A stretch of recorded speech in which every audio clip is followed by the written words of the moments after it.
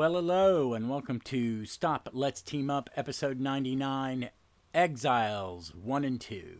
So this week I'm going to be covering the first two issues of Marvel's Exile comic that came out in 2001. It is I think one of the best team comics I've ever read. It had a great premise, and for the majority of its run, that premise worked under either Judd Winnicks and his artists.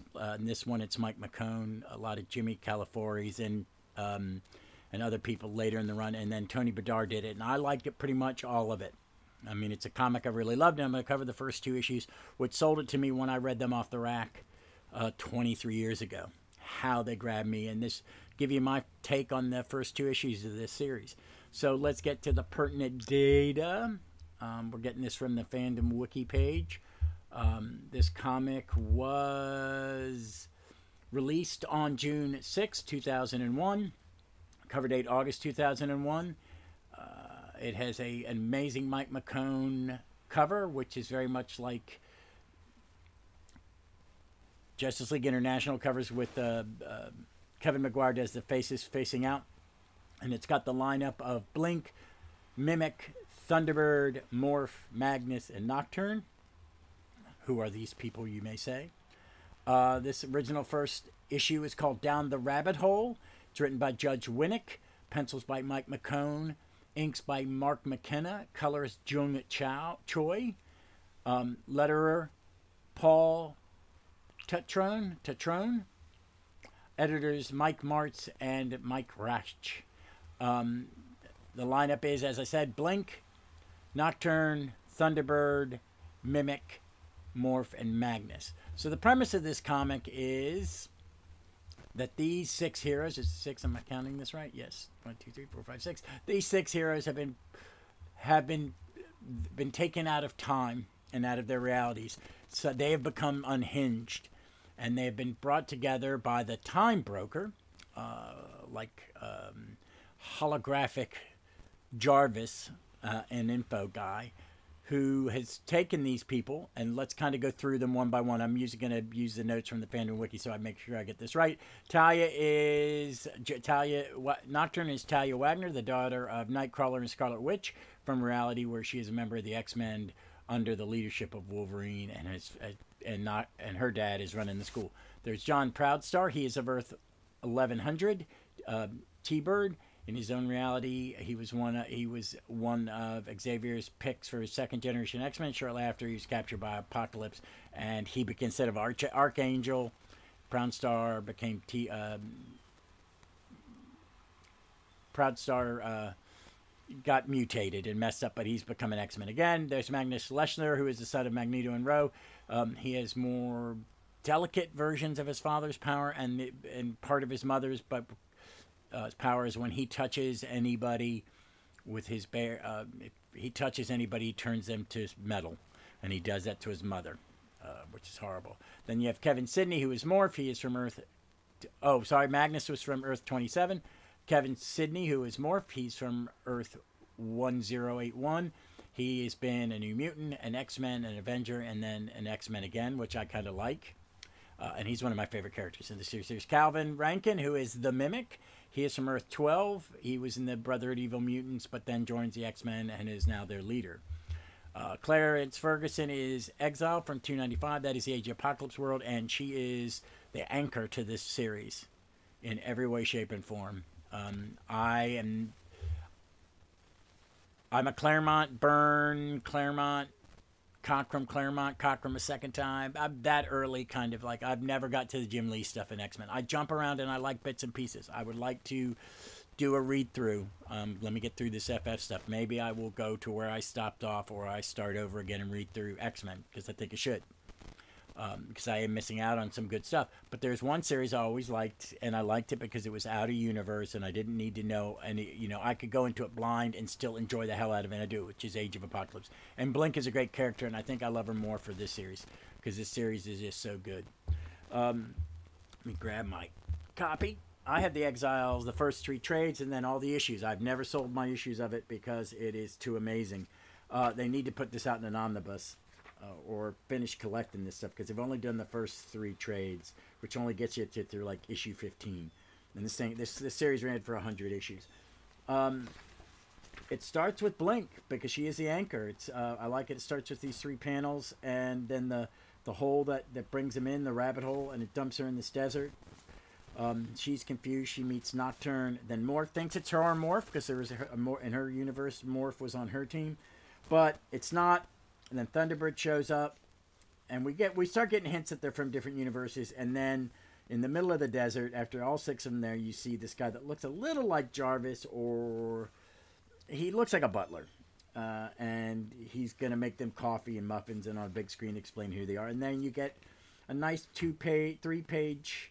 4-page of exposition, which is beautifully drawn by Mike McKone, one of the great comic artists, I think. And you get a catch-up. And then you get the Time Broker. It's a very wordy first issue, but it is well worth it. It is a complicated concept that these people have all been unhinged from time, and now to save, they have to make sure that other realities don't go down the wrong path, kind of like a quantum leap. And they've got this device called the Talus, which Blink wears, which makes her the de facto, the default leader. And they go to their first world, and it's strange. There are no superheroes. There was a 0 tolerance for Homo superiors and all superheroes. There's no X-Men, no School for Gifted Youngsters, no Fantastic Four, no Avengers. So they find out where, using their powers and the internet, and a combination of they find that Charles Xavier is imprisoned. They fight their way in. They rescue him. It's this great 4 or 5 panel sequence of a heist. They get him out, and they discover he zaps him, knocks him all unconscious. That he's not who they think he is. He's not the teacher that they were supposed to reinstate. He's a bad guy. He's really bad. He's worst case of Magneto bad.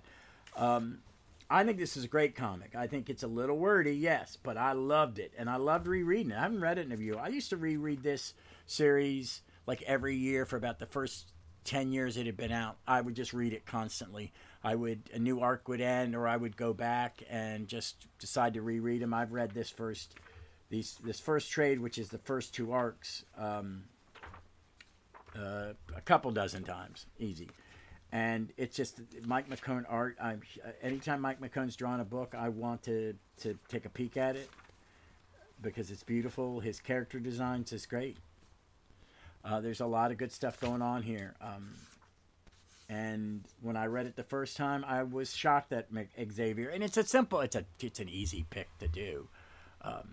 So, I really like it. There's some trivia in this, and neat stuff in the fandom wiki, because this book gets complicated. And what's good about reading this series, if you read it, is that you're going to learn, they're going to tell you more and more about their lives, and you get just what you need to know, and you get a good grasp of what their universe would be like and how these different, this is multiverse before multiverse saturation, and I love this book for it.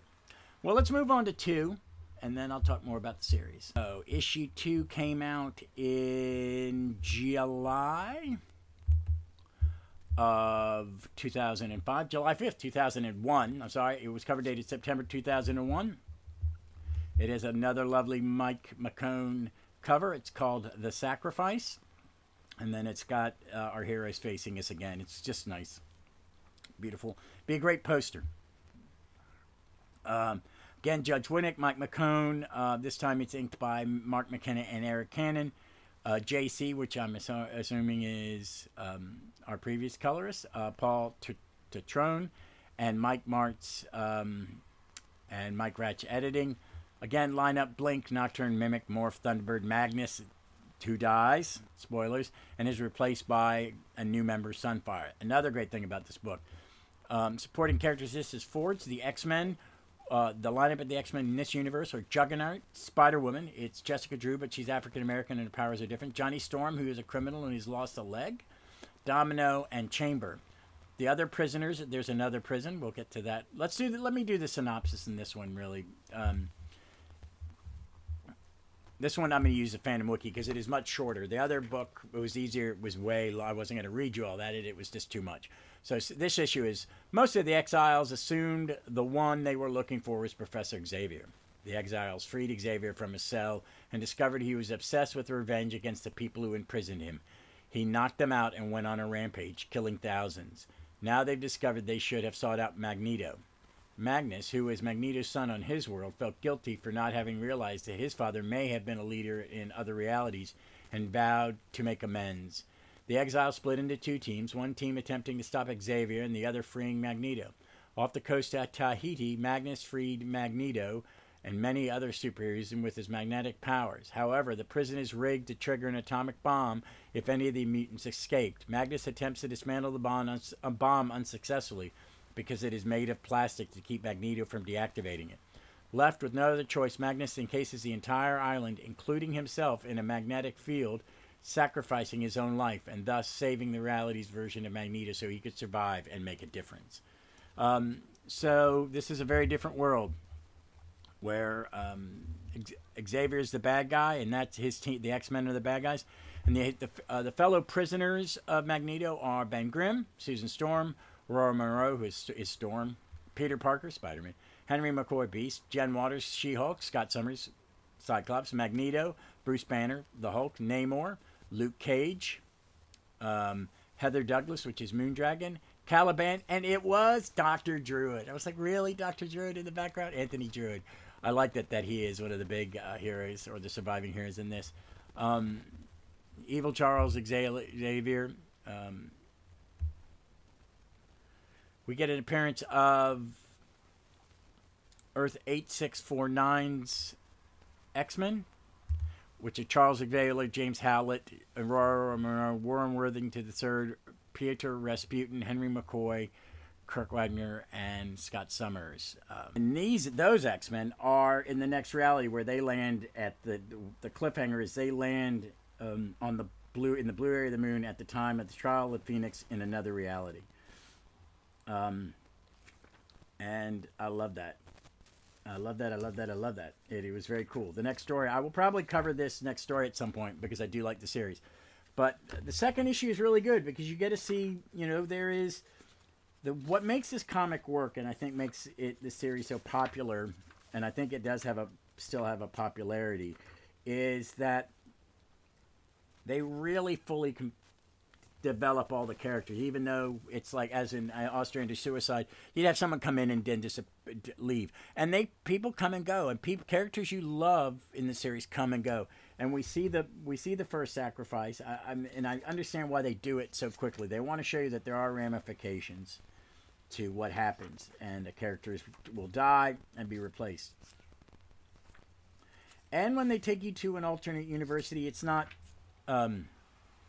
does not sometimes have that diminishing value that I think comes with like what ifs, where you're kind of going, well, I think you've done all the what ifs you can do for a while. Stop, do some other.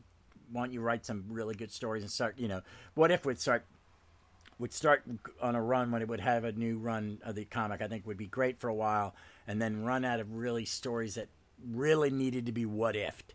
And the same goes with multiverse storytelling, and I think multiverse story can be overwhelming. But since this book is based in it, Winnicks and McKones, and then Joey Cavalieri, who's the rotating artist with McKones for a while, and then with others, they really take time to build the characters so you have a vested interest in it. And in the new world, sometimes what's going on in the new, wherever they're at, I think, is less important. It's what's going on with them. And other times, the mission is more important. And you can jump between those two things really well. And the characters become very developed. I'm a big fan of all the characters in this group. I mean, I really love Morph. This Morph I love. This Blink I love. I love all these characters, and when they come and go in and out of the book over the years, it hurts. And even Magnus is only in this one story. It really kind of hurts. It's a great, because you really like him. He's doing this for the right reason.